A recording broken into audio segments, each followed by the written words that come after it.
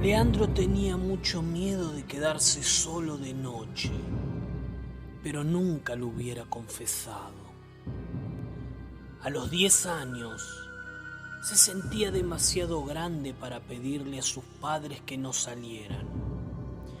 Lo cierto es que cuando se iban, todo a su alrededor se volvía amenazador. Le parecía ver cosas por el rabillo del ojo. Si daba vuelta la cabeza para mirarlas de frente, las cosas desaparecían.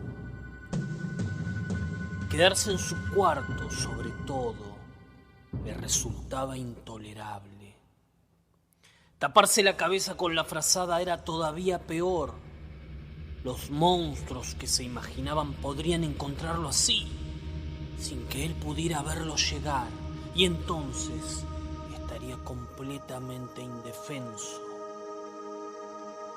Era mejor estar atento. Le daban risa a los chicos que le tenían miedo a los ladrones, que al fin y al cabo eran seres humanos. Si entraban ladrones en la casa, al menos ya no estaría solo. En realidad, solo del todo no estaba. En la cama de al lado dormía Guillermo, su hermano menor. Pero Guille, que tenía 8 años, no tenía ningún miedo, porque se quedaba con él. Era el único momento de su vida en que Leandro no estaba contento de ser el más grande y le hubiera gustado tener un hermano mayor. El chiquito se dormía con un sueño profundo y tranquilo. Leandro estaba tan obsesionado que no podía dejar de imaginar horrores. A cada rato se acercaba para asegurarse de que respiraba. ¿Y cómo podía saber que seguía siendo realmente su hermano y no un extraterrestre que había tomado su lugar? Lo curioso es que al mismo tiempo a Leandro le encantaba leer cuentos de terror. Era lo único que lo tranquilizaba y lo hacía olvidarse un rato de lo que tenía a su alrededor. Entonces, cuando sus papás salían, se sentaba a leer en el living, con todas las luces prendidas hasta que volvían, sobresaltándose con cada crujido de los muebles. Hay muchos ruidos extraños en el silencio de la noche. ¿Y cómo estar seguro de que todos son de este mundo? Un día estaba leyendo un cuento que le gustaba y que al mismo tiempo le daba mucha impresión. Se trataba de un hombre que había entrado en una cabaña perdida en el medio de un bosque. Pasaba la noche allí y a la mañana descubría que había 2 puertas para salir. Pero no podía acordarse por cuál de las 2 había entrado. Al abrir una puerta al azar se encontraba de pronto en otra dimensión.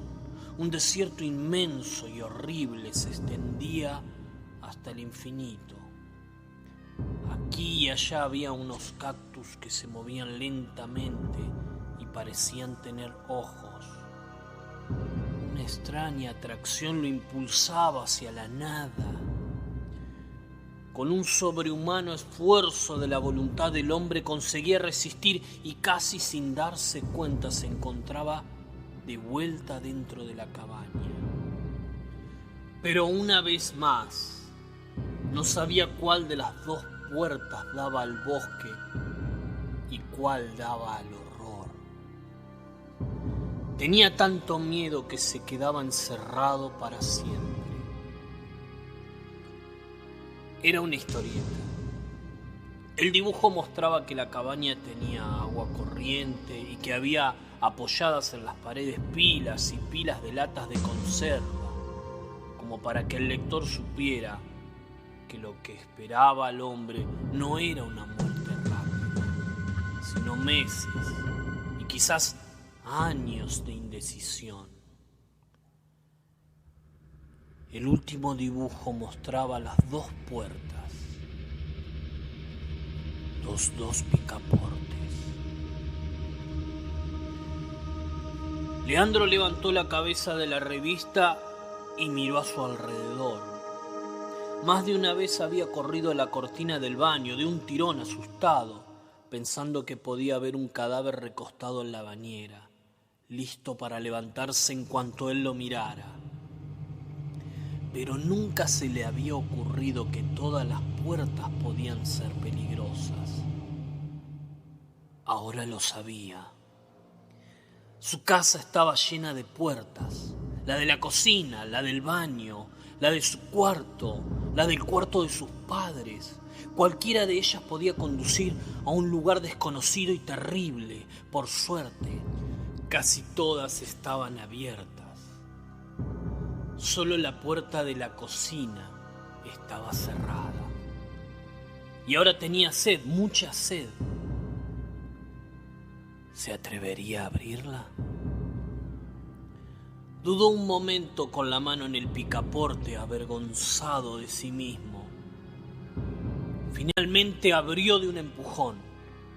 Baldosas, azulejos, mesada, microondas, licuadora, alacenas, cocina, heladera. Todo bien. Entonces abrió la heladera para sacar una gaseosa y se encontró de golpe en un desierto blanco y frío, infinito. Como en una pesadilla, todo parecía tener varios significados. Extrañas formas de hielo se movían hacia él, primero lentamente, después cada vez más rápido. Si hubiera tenido que describirlas, le habría costado encontrar las palabras, porque no se parecían a nada que conociera. Lo peor era la sensación de múltiples miradas que se clavaban en él, porque esos seres no tenían ojos. Miró hacia atrás. La puerta de la heladera había quedado a sus espaldas. Sin darse cuenta, estaba alejándose de ella, perdiéndose fuera de su mundo. Sus piernas se movían haciéndolo caminar hacia adelante como las de una marioneta manejada por los hilos del titiritero. Tenía que cortar esos hilos invisibles con la fuerza de su voluntad. Se sentía cansado, muy cansado. Con una decisión brutal que le costó buena parte de su energía, se dio vuelta y trató de correr para cruzar la puerta de la heladera y volver a la cocina, pero las piernas se le hundían en la nieve hasta los muslos, y debajo de la nieve el suelo, en lugar de estar rígido y congelado, parecía estar hecho de un barro frío y poroso que se adhería a sus pantuflas. Leandro estaba vestido con el pijama de verano y el frío era tan aterrador que ni siquiera lo hacía tiritar. Empezaba a adormecerse. Avanzó lentamente. A cada paso tenía que arrancar el pie de ese barro que no lo alcanzaba a ver y que luchaba para tragarse. Por suerte, la heladera no se había cerrado. De algún modo llegó hasta allí.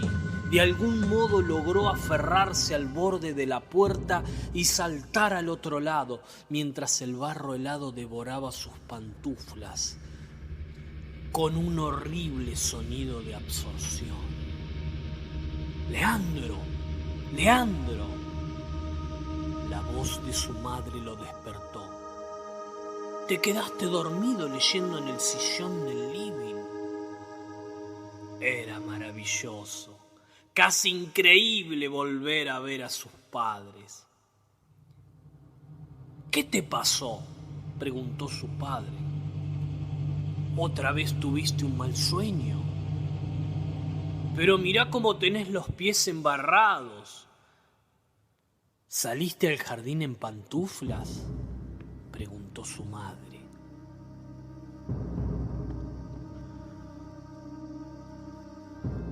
Durante mucho tiempo, Leandro se negó a abrir la puerta de la heladera con la excusa de que daba corriente. Su papá revisó con cuidado la instalación eléctrica, pero todo parecía estar en orden. Además, ninguna otra persona de la casa sentía esas misteriosas descargas de las que hablaba el chico, que también se mostraba muy cauteloso con todas las puertas en general. Con el tiempo empezó a comportarse más normalmente.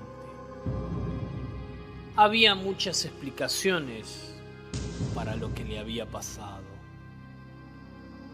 Una simple pesadilla, por ejemplo, que lo había hecho caminar en sueños por el jardín. Eso sí, las pantuflas no aparecieron nunca más. Pero hay tantas maneras de que se pierdan unas pantuflas, ¿o no?